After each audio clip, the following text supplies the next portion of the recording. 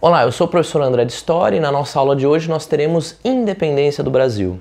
Nós vimos em aulas anteriores com o professor Jonas que a vinda da família real, ela inicia um processo de desligamento de Brasil e Portugal, ou seja, o nosso processo de independência, ele já começa com a vinda da família real em função das guerras napoleônicas.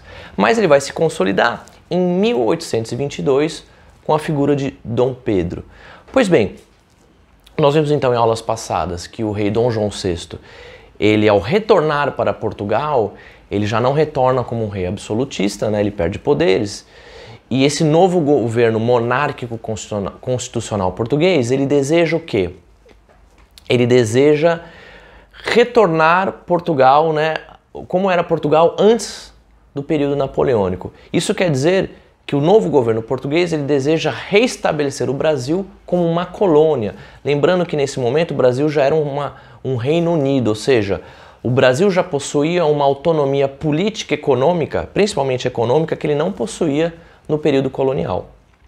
Então, esse novo governo português, ele vai tentar então recolocar o Brasil nessa situação colonial, e aí que a elite brasileira, ou pelo menos parte da elite brasileira, ou seja, os grandes latifundiários, os grandes proprietários de escravos, vão se aproximar da figura de Dom Pedro, o príncipe regente que o rei Dom João VI havia deixado aqui no Brasil. Essas figuras se aproximam do Dom Pedro e começam então a sugerir, a negociar com ele a possibilidade, né, de uma eventual independência ou então pelo menos da manutenção dessa autonomia política e econômica. O Dom Pedro ele acaba sendo forçado a retornar em Portugal, mas ele decide ficar por aqui. Isso ficou conhecido como o Dia do Fico, em 9 de janeiro de 1822. É praticamente o começo da declaração da independência. Vão então existir dois grandes grupos políticos organizados, vamos chamar de o Partido Português e o Partido Brasileiro, por assim dizer. O Partido Português era composto por comerciantes de origem portuguesa e funcionários, né, do governo brasileiro de origem portuguesa. Esse grupo, eles defendiam o quê? Uma reaproximação de Brasil a Portugal. E no caso, um restabelecimento, pelo menos parcial, da situação do Brasil como colônia. Um outro grupo que vai se aproximar do Dom Pedro, vamos chamar então de Partido Brasileiro, esse é o partido que obviamente vai incentivar o Dom Pedro a declarar a independência do Brasil. Ele vai ser um grupo bastante heterogêneo, ou seja, vários grupos sociais vão estar neles, né?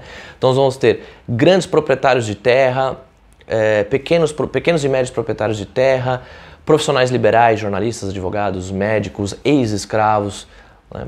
E, enfim, esse grupo heterogêneo defende o quê? A independência do Brasil, a separação de Brasil de Portugal. No caso, os profissionais liberais, os ex-escravos defendiam uma separação, né, um novo governo mais radicalmente democrático, mais ligado, mais com os princípios do iluminismo, liberalismo mais aprofundados. Já o grupo dos grandes proprietários de terra vai defender uma independência, mas é uma independência conservadora, com a manutenção da escravidão, né? E esse é o grupo que infelizmente acaba se tornando vencedor. Pois bem, as tensões entre Dom Pedro e o governo português vão se acirrar, até que no dia 7 de setembro de 1822, o Dom Pedro estava numa viagem aqui no interior de São Paulo, ele estava próximo ao Riacho do Ipiranga. Não se sabe exatamente o que ele estava fazendo, né? Existem muitas teorias aí de que ele estava indo visitar uma pessoa amiga dele, uma pessoa companheira dele, mas de qualquer maneira ele recebe então no Riacho a notícia de que ele é compulsório, é obrigado ele retornar a Portugal, e aí supostamente nesse momento é que ele declara a independência, né?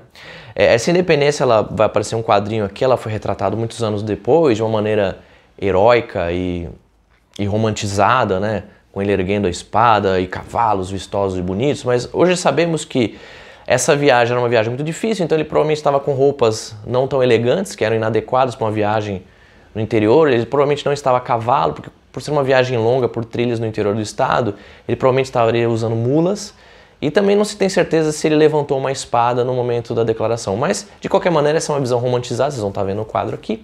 Ele declara a independência do Brasil, então, em 1822. Ele declara a independência, o Brasil, e automaticamente o Brasil se torna um império, e ele vai se autoproclamar o imperador, e é aí que ele se torna Dom Pedro I. Pois bem, Essa independência, diferentemente da independência dos Estados Unidos, por exemplo, que nós estudamos em outras aulas, que a independência dos Estados Unidos, na verdade, ela foi, uma vez declarada a independência, seguiu-se a ela uma guerra violenta entre os colonos norte-americanos e o governo inglês, por exemplo.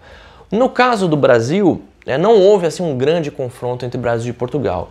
Nós tivemos alguns conflitos localizados mais na região norte e nordeste do Brasil, entre 1822 e 1823, mas não se configuraram em grandes conflitos, né, para uma independência. Não houve também uma grande participação popular nesse processo de independência brasileiro. Então a gente tem que entender que a independência do Brasil, ela é um projeto de uma parte da elite, principalmente os grandes proprietários de terra, mas aqui da região sul-sudeste.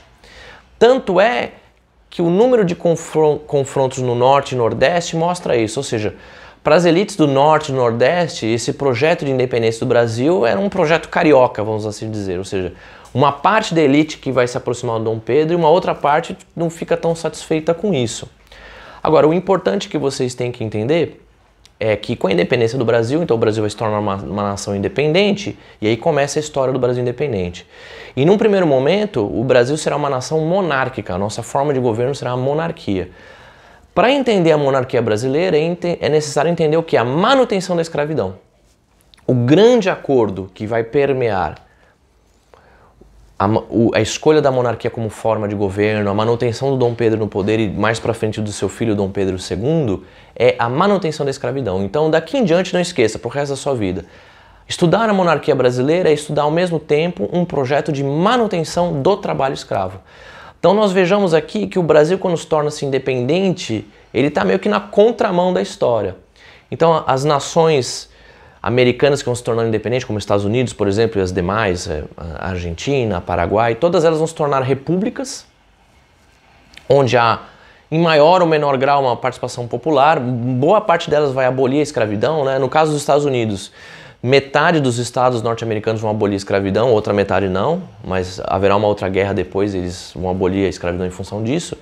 E o Brasil não, o Brasil ele vai manter a sua forma de governo uma monarquia, ele vai ter um monarca europeu, Dom Pedro era português, e vai se manter a escravidão. Então vejam que o processo de independência do Brasil é ao mesmo tempo uma independência não tão radical, né? Houve um rompimento com Portugal, mas não foi um rompimento total, porque o monarca brasileiro continua sendo um português, com laços com os monarcas de Portugal. Nós vamos aprofundar isso um pouco nas nossas próximas aulas, mas é isso.